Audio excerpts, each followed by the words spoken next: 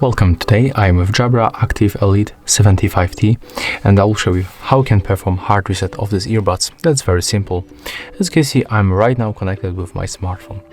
So we have to remove both earbuds from the case and then we have to click and hold the left and the right for 10 seconds until one of the indicator blinks on the purple. So let's make it right now. Click and hold them together.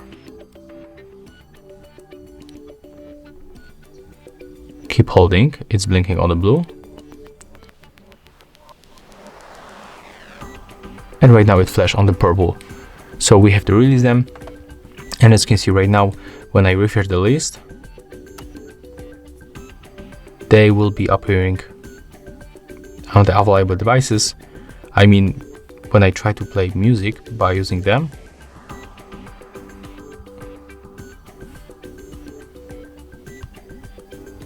as you can hear, the music comes from the phone speaker.